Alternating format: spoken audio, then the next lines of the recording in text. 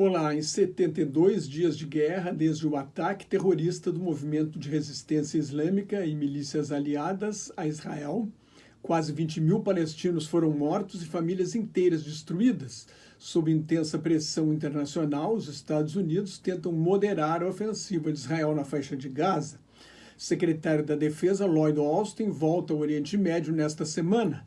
Chega a Israel nesta segunda-feira e depois vai a 3 países do Golfo Pérsico. Durante o fim de semana, as 3 grandes potências da Europa Ocidental, a Alemanha, a França e o Reino Unido, pediram um cessar-fogo imediato por razões humanitárias. Os 3 países aliados de Israel defenderam o direito do Estado judaico de se defender, mudaram de posição diante do grande número de civis palestinos mortos. O primeiro-ministro Benjamin Netanyahu reafirmou a intenção de continuar a guerra até destruir totalmente o Hamas e rejeitou a entrega do controle de Gaza à Autoridade Nacional Palestina e também a criação de um Estado nacional para o povo palestino. O exército de Israel descobriu no domingo um túnel subterrâneo de 4 quilômetros por 3 metros de largura a 50 metros de profundidade em Gaza. Este túnel vai de 200 metros da fronteira de Israel até o campo de refugiados de Jabalia, no norte de Gaza. É o maior túnel descoberto até agora. Destruir a rede de túneis do Hamas é um dos objetivos e uma das tarefas mais difíceis da invasão terrestre de Israel a Gaza. Durante a operação militar, Israel matou 90 palestinos em Jabalia e também atacou o hospital Kamal Adwan, no sul do território, onde o Hamas denunciou que palestinos foram enterrados vivos por retroescavadeiras, o que não foi confirmado por fontes independentes. Ao todo, pelo menos 130 palestinos foram mortos em Gaza no domingo. As forças de Israel destruíram ou danificaram ao menos 6 cemitérios na ofensiva terrestre em Gaza. Na segunda-feira de manhã, o exército de Israel anunciou a morte de mais 4 soldados, elevando o total de soldados mortos desde o início da operação terrestre para pelo menos 125. 7 foguetes, ou pelo menos 7 foguetes, foram disparados do sul do Líbano contra Israel no domingo. Israel reagiu bombardeando a infraestrutura da milícia fundamentalista xiita libanesa Hezbollah, o Partido de Deus. 6 milicianos do Hezbollah foram mortos. Foi um dos piores dias para o Hezbollah na guerra, e isto elevou o número de mortes do grupo desde o início do conflito para 111. No domingo à noite, a Força Aérea de Israel também bombardeou áreas próximas a Damasco, a capital da Síria. Os alvos foram sistemas de defesa antiaérea sírios e posições do Hezbollah. A guerra aumentou a procura de armas pela população civil israelense. Desde 7 de outubro, o governo recebeu 256 mil pedidos de porte de arma.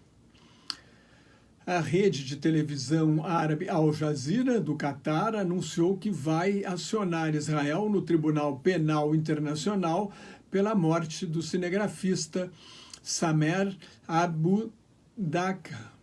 Israel alega que a ambulância que mandou para socorrer o jornalista não chegou até ele porque o caminho estava destruído pelos ataques de Israel.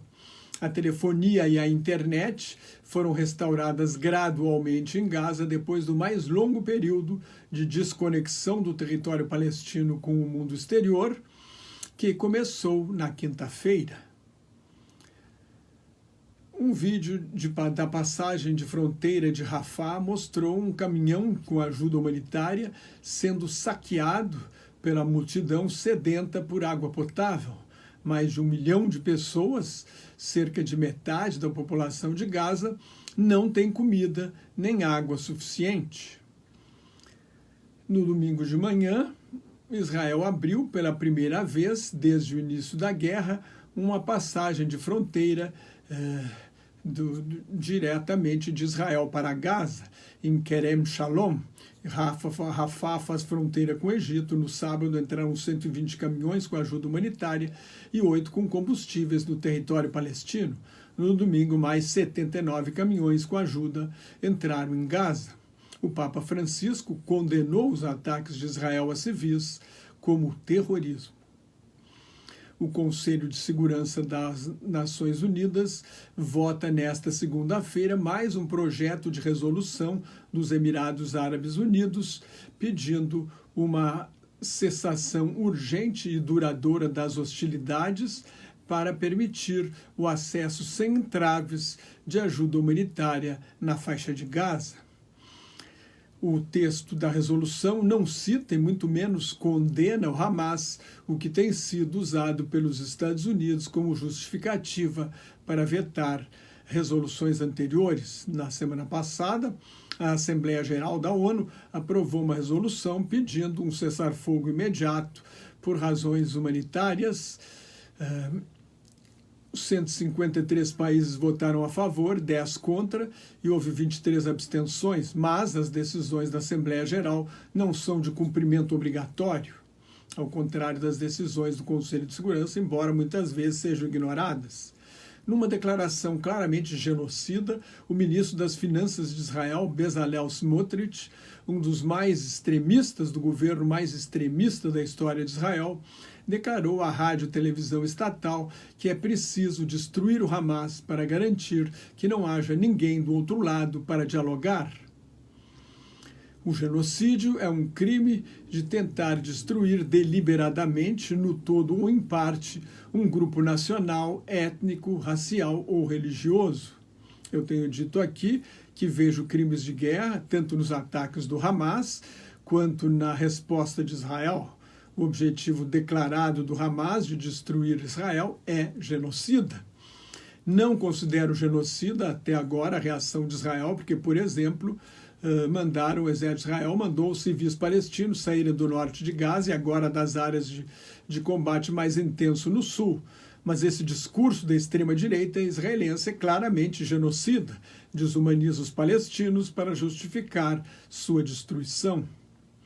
Em artigo publicado no jornal The New York Times, o historiador Omer Bartov, professor do Holocausto e de estudos do genocídio na Universidade Brown, nos Estados Unidos, escreveu há um mês que não via até então provas de genocídio, mas sim crimes de guerra e crimes contra a humanidade. Mesmo assim, sob uma perspectiva histórica, o professor Bartov considera fundamental advertir para o risco potencial de genocídio antes que ele ocorra e não esperar para lamentar depois. Ele identifica vários pronunciamentos de autoridades israelenses como reveladores de intenção genocida. Para caracterizar o genocídio, acrescenta o historiador do Holocausto, são necessárias a intenção de exterminar um povo, no todo ou em parte, como a solução final, o maior exemplo é a solução final para acabar com os judeus da Europa, aprovada pelo regime nazista na Conferência de Wannsee, em Berlim, em 20 de janeiro de 1920. A outra condição necessária é a ação destrutiva contra o grupo visado. A chamada faxina, limpeza ou purificação étnica, remover uma população de um território, não é considerada um genocídio. É uma remoção forçada da população, enquanto o genocídio quer exterminar a população onde quer que se encontre. Mas a limpeza étnica pode degenerar em genocídio, observa o professor Bartov. O Holocausto começou com a tentativa de expulsar os judeus da Alemanha e dos países conquistados pelos nazistas na Segunda Guerra Mundial, e esse se transformou numa tentativa de extermínio. 2 meses antes do ataque terrorista, em 4 de agosto, um manifesto assinado por 2.500 acadêmicos, membros do clero e homens públicos advertiu que era impossível ignorar 56 anos de ocupação dos territórios árabes e a opressão aos palestinos, a retórica extremista de membros do governo israelense e a crescente violência dos colonos israelenses na Cisjordânia ocupada, apoiados e acobertados pelas forças de segurança de Israel. a maior preocupação do historiador do Holocausto é com a intenção expressa nos discursos da extrema-direita israelense, inclusive do primeiro-ministro Benjamin Netanyahu. Em 7 de outubro, logo depois do ataque terrorista, Netanyahu alertou que o Hamas pagaria um preço enorme e que Israel reduziria a faixa de Gaza a ruínas. O mesmo grupo divulgou um segundo manifesto condenando o terrorismo do Hamas e apelando a Israel para evitar uma punição coletiva com violência e mortes em massa de civis palestinos inocentes. A única maneira de acabar com o conflito, diz o manifesto, é o fim da ocupação e um acordo de paz com os palestinos. Mas o ministro da Defesa de Israel, Yoav Gallant, declarou em 9 de outubro, abre aspas, estamos lutando contra animais humanos e agimos de acordo com isso, o que implica uma desumanização para autorizar o extermínio. Falando em árabe, o general Ghassam Alian seguiu na mesma linha.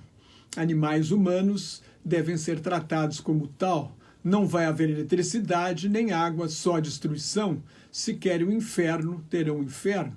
A punição coletiva é considerada um crime contra a humanidade. No mesmo dia, o general Giora Eiland afirmou que o Estado de Israel não tem a escolha a não ser tornar Gaza um lugar onde seja temporário ou permanentemente impossível viver. Criar uma crise humanitária grave é um meio necessário para atingir este objetivo. Gaza será um lugar onde nenhum ser humano possa viver, acrescentou o general. Em 3 de outubro, o Ministério da Inteligência de Israel divulgou uma proposta para mover toda a população de Gaza para o Egito. O Egito rejeita totalmente essa possibilidade. A extrema-direita viu na guerra uma chance de se livrar dos palestinos. Em 28 de outubro, o primeiro-ministro de Israel citou o Deuteronômio, o quinto livro da Torá, a primeira seção do livro sagrado do judaísmo e parte do Antigo Testamento da Bíblia cristã. Vocês precisam lembrar o que Amaleque fez com vocês. Para vingar o ataque de Amaleque, a Bíblia manda matar igualmente homens e mulheres, crianças e bebês. O Deus do Velho Testamento era cruel e impiedoso. O historiador do Holocausto adverte que ainda há tempo para evitar que as ações de Israel se transformem em genocídio, mas não dá para esperar mais. Se você gostou, assine meu canal no YouTube, que é de graça. Leia o meu blog, Globalização em Crise. Me siga no Twitter, no Instagram, no Thread e no Facebook, onde colaboro com o Grupo Quarentena News. Muito obrigado pela sua atenção. Shalom, que é paz em hebraico. Salam aleikum, a paz esteja convosco em árabe. Até mais. Tchau.